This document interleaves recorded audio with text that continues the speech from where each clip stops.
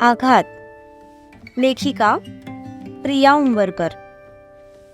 वाचक स्वर सिद्धी गायकर.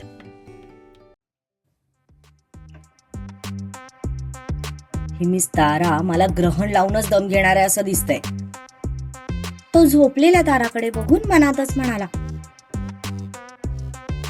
हा गेला की काय? ती पुन्हा मनात बोलू लागली, हॅलो.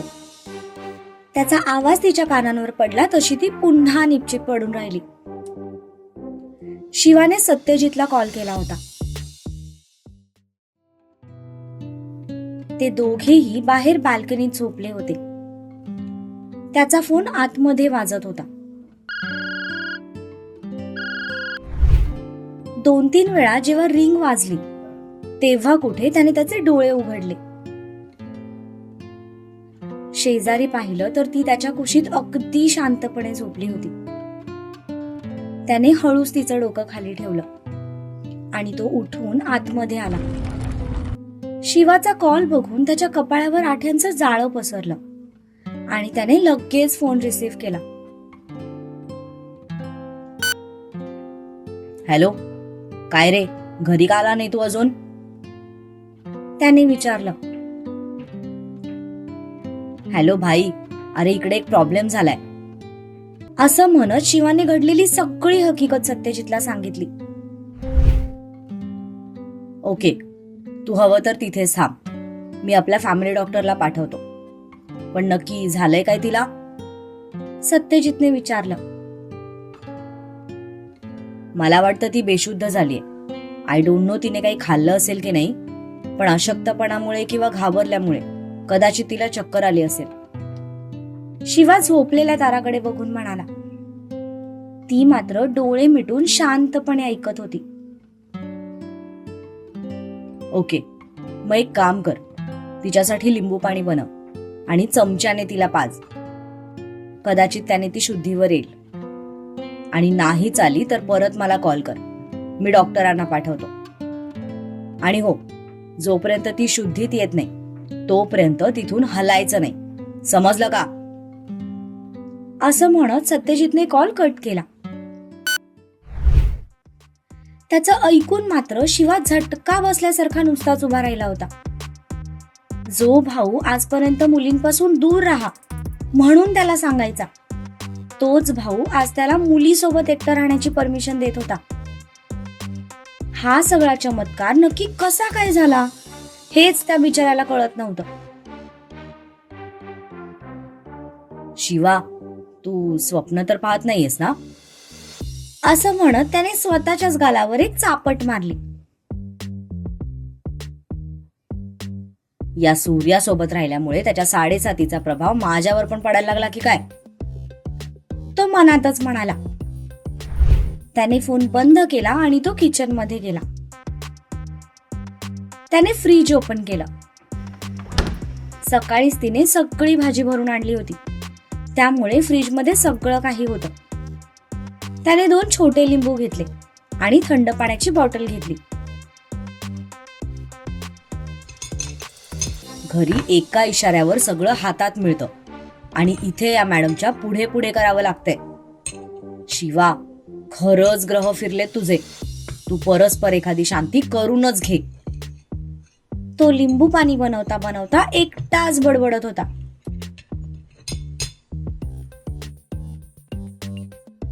त्याने लिंबू पाणी बनवलं आणि तो पुन्हा रूम मध्ये आला.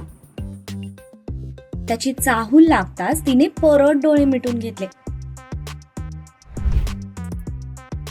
हिला मी अपॉइंट केलं होतं माझ्या सेवेसाठी आणि मॅडमने मलाच कामाला लावलंय. तिच्याकडे बघून तो वैतागत म्हणाला. ही तर सुरुवात आहे बच्चू, आगे आगे देखो होता है क्या. ती मनातच त्याच्यावर हसत म्हणाली. त्याने जवळचीच एक चेअर बेड जवळ घेतली आणि तो त्यावर बसला.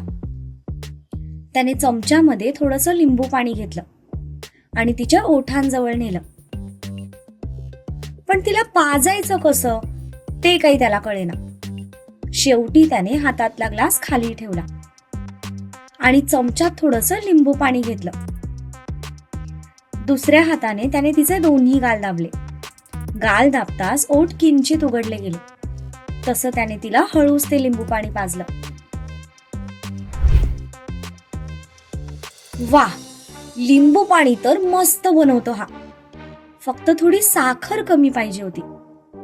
गोड खूपच आवडतं वाटतं याला, ती मनातच बोलत होती. शिवा हळूहळू करून चमच्याने तिला लिंबू पाणी देत होता. ती पण मस्त आरामात पीत होती. पूर्ण ग्लास लिंबू पाणी संपलं, पण तारा मॅडम काही उठल्या नाहीत. मागच्या जन्मातला तो तहानलेला कावळा बहुतेक हीच असावी. तो संपलेला ग्लास वैतागून बाजूला ठेवत म्हणाला. पण त्याच्या या वाक्यावर तिला मात्र खूप हसायला आलं.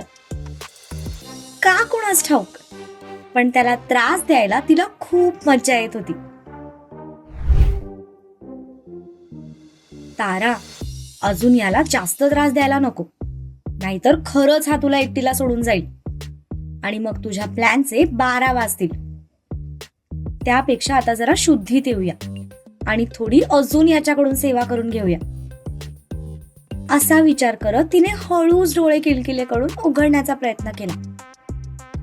एक हात डोक्याला लावत ती डोळे उघडायची ऍक्टिंग करू लागली. तो मात्र तिला शुद्धीवर येताना बघून थोडा रिलॅक्स झाला होता. Are you okay? तो पटकन तिच्या जवळ जात तिला नीट उठून बसवत म्हणाला. हो, मी ठीक आहे, ती एकदम बारीक आवाजात म्हणाली. काय झालं होतं तुला? कशामुळे चक्कर आली होती? त्याने विचारलं. ऍक्च्युली ते मी दुपारपासून काही खाल्लं नव्हतं, त्यात त्या गुंडांनी मला खूप पळवलं. कदाचित अशक्तपणामुळे आली असेल चक्कर. ती एकदम भोळा भाबडा चेहरा करत म्हणाली. त्याने घड्याळात बघितलं तर 12:30 वाजून गेले होते. आता बाहेरून काही जेवण मागवणं शक्य नव्हतं आणि ती अशा कंडिशन मध्ये नव्हती की काही बनवू शकेल. घरात मॅगी, नूडल्स, पास्ता काही आहे का? असेल तर सांग, कारण मला तेवढंच बनवता येतं, तो म्हणाला. तसं ती आश्चर्याने त्याच्याकडे बघू लागली.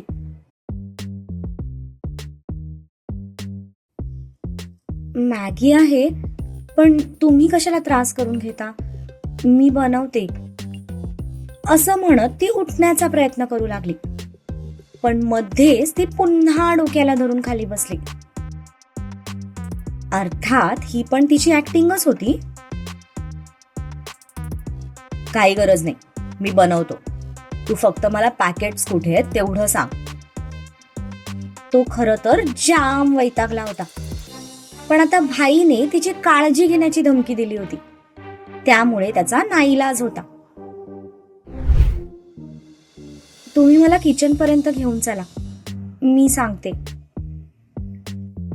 ती एवढासा चेहरा करत म्हणाली. तसं त्याने तिच्या समोर हात धरला.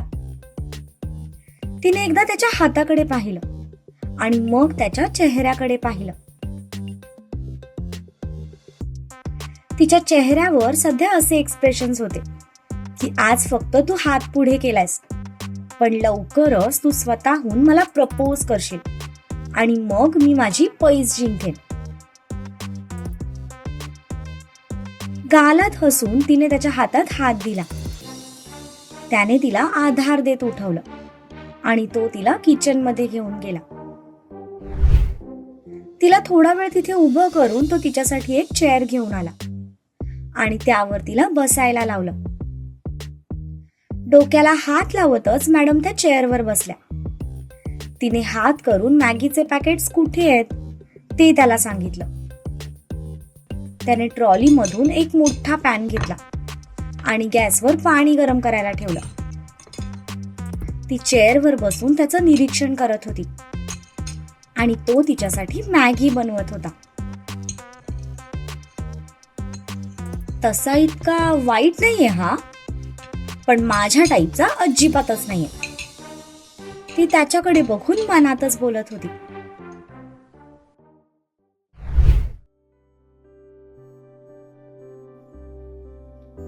इकडे सत्यजितने दुर्वाला दोन्ही हातावर उचलून बेडवर आणून झोपवलं होतं आणि तिच्या अंगावर व्यवस्थित ब्लँकेट टाकलं. शिवाचा फोन आल्यापासून त्याला ताराची काळजी वाटू लागली होती. खरंच तिला कोणी त्रास दिला असेल का, असा विचार त्याच्या मनात फिरत होता. पण सध्या शिवा तिच्यासोबत होता, त्यामुळे तो रिलॅक्स होता. कारण शिवा कितीही आगाऊ असला तरीही तो माणुसकीला धरून वागतो हे त्याला माहित होतं. त्यामुळे तो ताराची व्यवस्थित काळजी घेईल याची त्याला खात्री होती.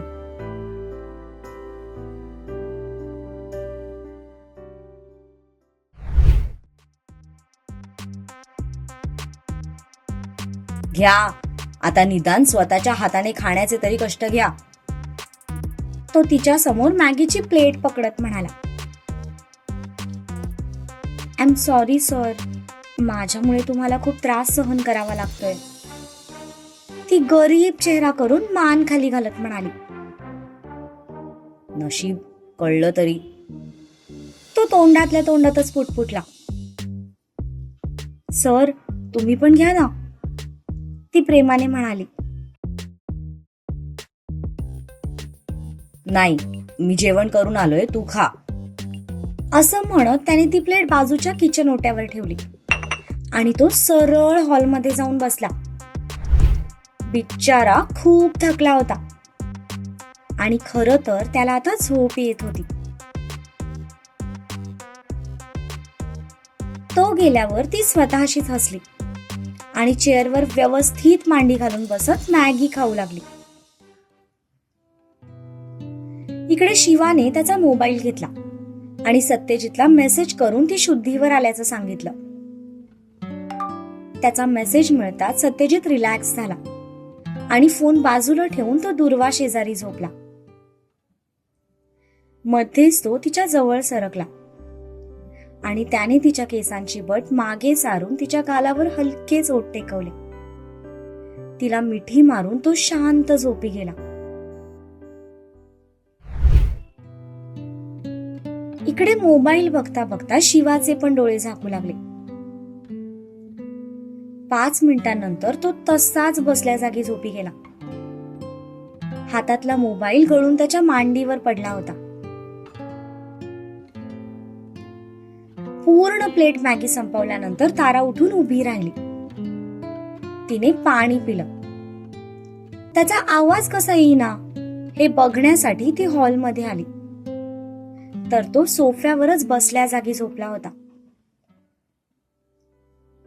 त्याला असं लहान मुलासारखं झोपलेलं बघून ती गालातच हसली.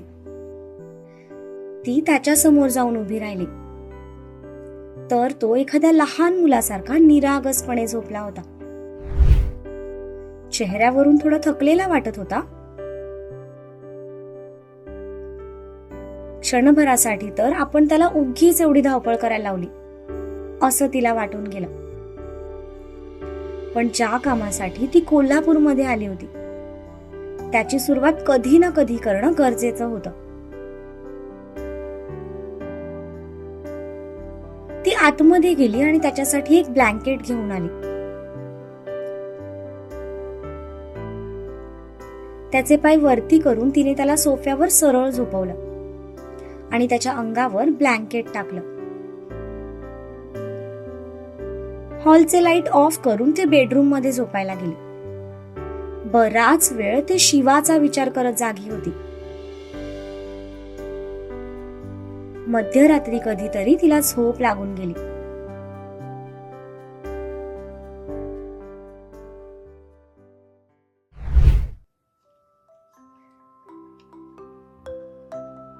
दुसऱ्या दिवशी सकाळी शिवा आळस देतच उठला. पण डोळे उघडताच जेव्हा त्याच्या लक्षात आलं की तो ताराच्या घरी आहे, तेव्हा तो दचकून उठून बसला. गुड मॉर्निंग सर, हा घ्या ब्लॅक टी, तुम्हाला सवय असेल ना. ती त्याच्यासमोर चहाचा कप पकडत म्हणाली, नुकतीच तिने अंघोळ केली होती. अबोली रंगाचा पंजाबी ड्रेस तिच्यावर सूट करत होता. काही क्षण तर तो तिच्याकडे पाहतच राहिला. पण जसं त्याच्या लक्षात आलं तसं त्याने लगेच नजर बाजूला केली. मी झोपलो होतो तर तू मला उठवलं का नाहीस? मी गेलो असतो रात्री माझ्या घरी. तो तिच्यापासून नजर चोरत म्हणाला.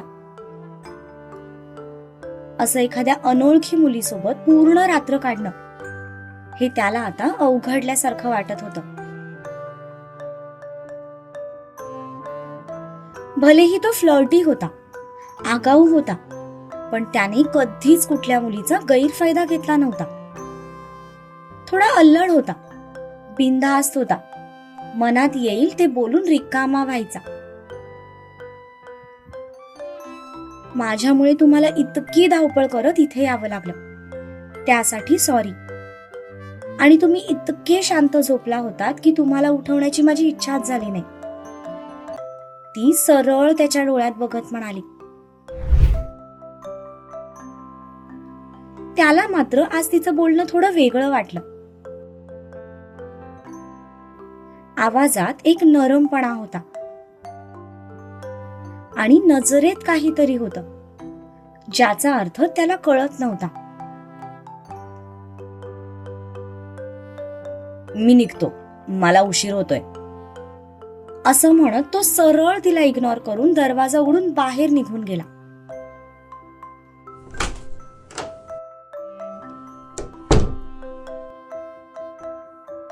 तो गेल्यावर तिने हातातला कप समोरच्या टेबलवर ठेवला